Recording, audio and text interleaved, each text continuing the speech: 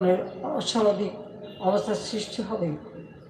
আর মানুষের সেবা করবার জন্য যে সকল প্রতিষ্ঠান সেখান থেকে মানুষ সেবা পায়, সেই দুর্যোগ মোকাবেলায় বিশ্বে আমরা এখন রোল মডেল, উন্নয়নের রোল মডেল। প্রতিটি প্রতিষ্ঠান অগ্নিসংযোগ আর সেই সাথে সাথে মানুষের জীবন নেওয়া এবং বিভিন্ন শ্রেণী পেশা, আইন শৃঙ্খলা রক্ষাকারী সংস্থা থেকে শুরু করে ছোট শিশুটি, কেবল এই রক্ত ছড়া। আজকে যাদের আমরা হারিয়েছি, আমি তাদের আত্মার মাগফিরাত কামনা করি। আর যারা আপনজন হারিয়েছে তাদের প্রতি আমার সহমর্মিতা জানাই। যারা আমি নিজে দেখেছি, এখনো হচ্ছে, কালকে একটা ছোট শিশুকে পর্যন্ত দেখলাম। এটা অত্যন্ত কষ্টকর।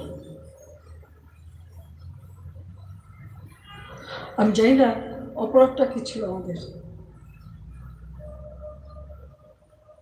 যে ইস্যুটা নেই সেটা নেই আন্দোলনের নামে এই ধ্বংসাত্মক কার্যকলাপগুলো, দেশের অর্জনকে নষ্ট করা, আন্তর্জাতিকভাবে বাংলাদেশের ভাবমূর্তি নষ্ট করা। কে কি অর্জন করলো সেটাই আমার প্রশ্ন। আমরা অনেক রক্ত দিয়ে স্বাধীনতা দিচ্ছি, দেশটাকে গড়ে তুলব। এদেশের মানুষ বিশ্বভাবে মাথা উঁচু করে চলবে। আর আজকে সেখানে কি হলো? আজকে সেই সম্মানটা ধুলায় মিটিয়ে দিল নিজেরা। ক্ষতিকার হলো। আমি জানি না যারা এই সন্ত্রাসীর সঙ্গে জড়িত তাদের কিছু আসে যায় না। এই টেলিভিশনে যে ধ্বংসযজ্ঞ আমি দেখলাম, এটা কারোর পক্ষে সহ্য করবো। তোমরা রাজাকার, তোমার বাবা রাজাকার, এটা তো তোমরাই করেছো। চেয়েছিলাম অধিকার হয়ে গেছি রাজাকার। আরে রাজাকার তো আমি তোমাদের করি নাই, তোমরা নিজেরা স্লোগান দিয়ে তোমাদেরকে রাজাকার, তোমার স্লোগান দিয়ে তোমাদের পরিচয় দিয়েছো। আমি তো তাদের রাজাকার বলিনি, তারা নিজেরাই স্লোগান দিয়ে নিজেদেরকে রাজাকার হিসেবে পরিচিত করলো সকলের কাছে। তুমি কে, আমি কে, রাজাকার রাজাকার, তোমার বাবা আমার বাবা রাজাকার রাজাকার। তার মানে তারা নিজেদেরকে রাজাকার হিসেবে পরিচয় দিল।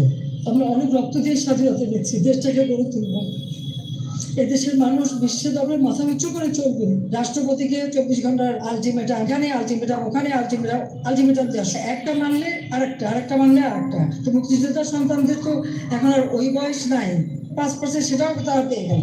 11টা 11:30টার দিকে দেখলাম অনেক ছেলে মেয়ে বের হয়ে আসছে, মেয়েরা হল থেকে বের হয়ে আসছে। বাধ্য হলাম আমরা, আগুন দাও দাও করে জ্বলছে, তখন আমি হেলিকপ্টারে করে পানি দিলাম।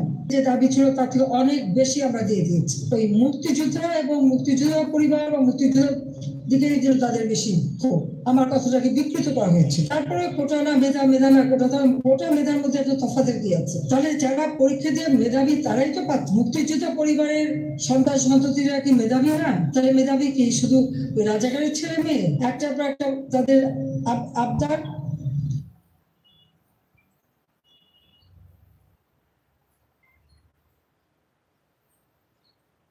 এটা করতে হবে, আমরা করে দিয়েছি, পরে আবার ঘুরে যে সেটা না, আরো চলে করতে করতে, হ্যাঁ কোটা তাদের যে দাবি ছিল তার থেকে অনেক বেশি আমরা দিয়ে দিয়েছি। কিন্তু একটা জিনিস আমি লক্ষ্য করলাম, ওই মুক্তিযোদ্ধা এবং মুক্তিযোদ্ধা পরিবার বা মুক্তিযোদ্ধা দিকে তাদের বেশি মানে একটা ক্ষোভ। আমার একটা কথা নিয়ে তারা কিছু কতদিন প্রতিবাদ করলো। কি কথা বলেছিলাম আমি? আমার কথাটাকে বিকৃত করা হয়েছিল। আমি বলেছিলাম মেধা মেধা মেধা, কোটা না মেধা। তো কোটা আমাদের নারীর কোটা, প্রতিবন্ধীদের কোটা, নৃগোষ্ঠীর কোটা, প্রত্যেক জেলার কোটা, মুক্তিযোদ্ধা পরিবারের কোটা, সেগুলো তো আমি বাতিল করে দিয়েছি। তারপরে কোটা না মেধা, মেধা না কোটা, তার কোটা মেধার মধ্যে এত তফাতের কি আছে? এখানে মেধাই তো হয়। প্রথমে প্রিলিমিনারিতে তাদেরকে পরীক্ষা দেওয়া হয়, এরপর লিখিত পরীক্ষা হয়। লিখিত পরীক্ষা পাশ করলে তখন তাদের ভাইবা নেওয়া হয়। যখন প্রদান করা হয় তখন যারা মেধাবী তারাই পায়। আর অবশ্যই কোটাগুলি ভাগ করে দেওয়া হয়। তাহলে যারা পরীক্ষা দিয়ে মেধাবী তারাই তো পাচ্ছে।